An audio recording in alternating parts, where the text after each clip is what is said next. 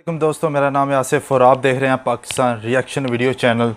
तो इस शर्ट का मतलब आप जान चुके होंगे क्योंकि हमारे पाकिस्तान में अल्हम्दुलिल्लाह 14 अगस्त आने वाली है जो आएगी ईद के बाद। तो वो तो रिएक्शन एक अलहदा होगा, लेकिन आज हम रिएक्शन करने वाले हैं पाकिस्तान की K2 पहाड़ी, जो बुलंद तरीन पहाड़ी है पाकिस्तान की।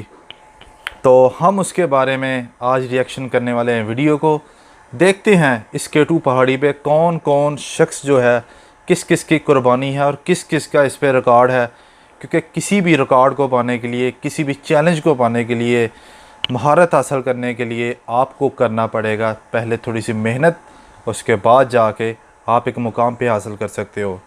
तो बिना टाइम वेस्ट किए वीडियो को स्टार्ट करते हैं। लेकिन वीडियो को स्टार्ट करने से पहले ये वीडियो रिएक्शन हम कर रहे हैं रियलिटी टीवी की, क्योंकि उन्होंने ये अपलोड की है, उन्हों की असल में ये वीडियो है। अगर आप ओरिजिनल वीडियो देखना चाहते हो तो नीचे डिस्क्रिप्शन में आपको लिंक मिल जाएगा। अगर आप हमारे साथ एंजॉय करना चाहते हैं तो बिना टाइम वेस्ट किए वीडियो को स्टार्ट करते हैं। हेलो फ्रेंड्स, अस्सलाम वालेकुम and welcome to reality TV. K2 दुनिया का दूसरा ऊंचा तरीन पहाड़ है। दूसरा ऊंचा 27 समंदर से 28,251 फीट की बुलंदी पर मौजूद। 28,251 K2 पाकिस्तान के गिलगित बल्तिस्तान के इलाके में गिलगित मौजूद है। बलोचिस्तान। K2 दुनिया के ऊंचे तरीन पहाड़ माउंट एवरेस्ट से सिर्फ चंद 100 फीट छोटा है, लेकिन माउंट एवरेस्ट के मुकाबले में K2 को सर करना दुनिया के हर कोई का ख्वाब है, क्योंकि K2 की चोटी तक पहुंचना इंतहाई मुश्किल काम है। इसकी वजह K2 का मौसम और इस पहाड़ की स्टीपनेस है। ये पहाड़ बेहद सीधा है। हर साल दुनिया के बड़े बड़े माउंटेनियर्स यानी कोपहमा K2 को सर करने का ख्वाब लेकर पाकिस्तान आते हैं। बहुत दुनिया ख्वाब लेकर बैठी गर्मी में K2 को सर करने की कोशिश करते हैं, क्योंकि सर्दियों में K2 को सर करना इंतहाई खतरनाक बहुत ज्यादा ठंड है और आज तक कोई ऐसा नहीं कर सका। K2 पर जाने वाला हर 4 में से एक कोपहमा अपनी जान खो बैठता है। ऑक्सीजन नहीं है भाई। इन लोगों की लाशों को K2 से नीचे लाया नहीं जा सकता और तभी K2 के सामने स्टील की प्लेट्स पर इन लोगों के नाम लिखकर लटका दिए जाते हैं। कुर्बानी लोगों की। ऐसे लोगों को घोस्ट ऑफ K2 भी कहा घोस्ट ऑफ जाता है। K2। अगस्त 2008 में K2 पर कुछ ऐसा हुआ जिससे पूरी दुनिया शॉक्ड हो गई। 11 लोग एक ही दिन में K2 पर अपनी जान गंवा बैठे और कई लोग शदीद जख्मी हो गए। इस वाकये को किसी भी पहाड़ पर तारीख का सबसे खतरनाक वाकया भी कहा जाता है। जुलाई 2008 के आखिरी हफ्ते में दुनिया के मुख्तलिफ कोनों से 6 टीम्स K2 के बेस कैंप पर इकट्ठी हो गई। हर किसी का ख्वाब K2 की चोटी तक पहुंचना था। इनमें Holland, Korea, Serbia, America, France और इटली की टीम्स शामिल थीं।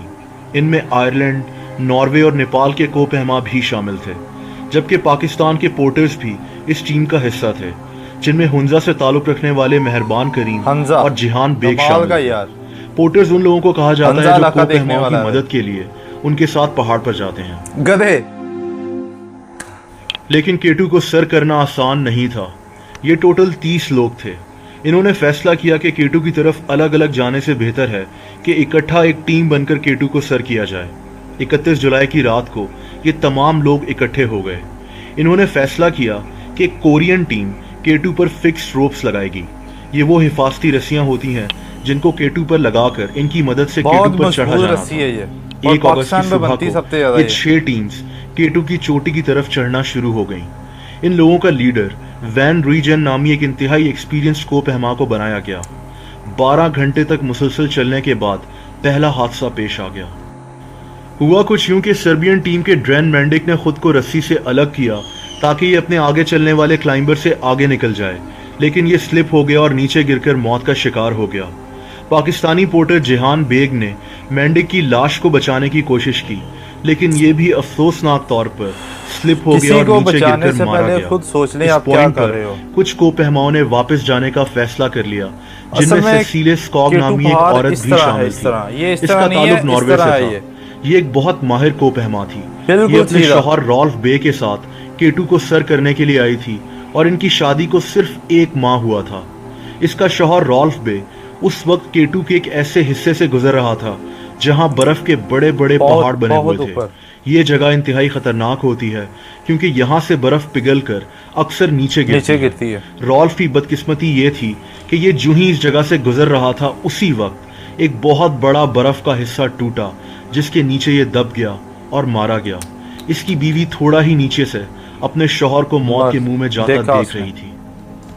दोस्तों, इस सूरत हाल में कोई कुछ नहीं कर सकता। किसी की लाश को भी रिकवर करना खतरे से खाली नहीं होता। कुछ घंटा पहले पाकिस्तानी पोर्टर जेहान बेग भी इसी तरह मौत के मुंह में गया था। केटू की चोटी के इतने नजदीक आकर अब लोग वापस नहीं जा सकते थे। 3 लोग मारे जा चुके थे, लेकिन इन लोगों ने अपना सफर जारी रखा। इस एक्सपीडिशन का लीडर वैन रूइजेन शाम के 7 बजे केटू की चोटी पर पहुंच गया। इसके साथ 4 और लोग भी शामिल थे। दुनिया का दूसरा ऊंचा तरीन मकाम, अंधेरा और सर्दी ऐसी कि लोगों के जिस्म अकड़े हुए थे, और इस हालत में केटू से नीचे उतरना बेहद खतरनाक था। इनको नीचे कुछ टॉर्च लाइट्स नजर आ रही थीं। ये कोरियन क्लाइंबर्स थे जो केटू की चोटी की तरफ बढ़ रहे थे। अचानक ये टॉर्च लाइट्स गायब हो गई।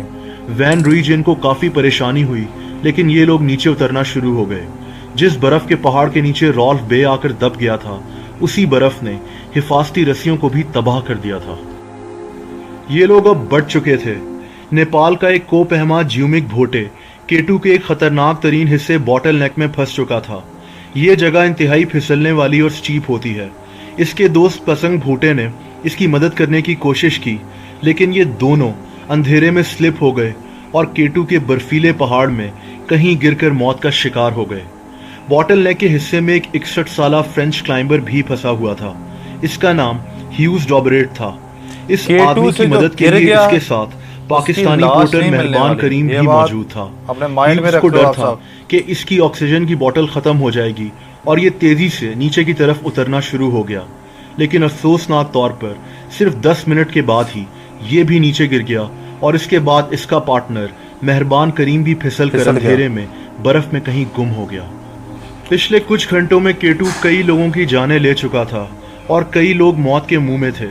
एक्सपीडिशन का लीडर वैन रूइजेन, जो केटू से नीचे उतर रहा था, को नजर आना बंद हो गया था। Ice breaker. केटू की बर्फ पर पड़ने वाली आइस धूप की ब्रेकर चमक की यहाँ वजह ब्रेकर से ये आदमी तकरीबन अंधा हो गया था, और फिर उस वक्त दुनिया के दूसरे ऊंचे तरीन पहाड़ पर अंधेरा हो चुका था।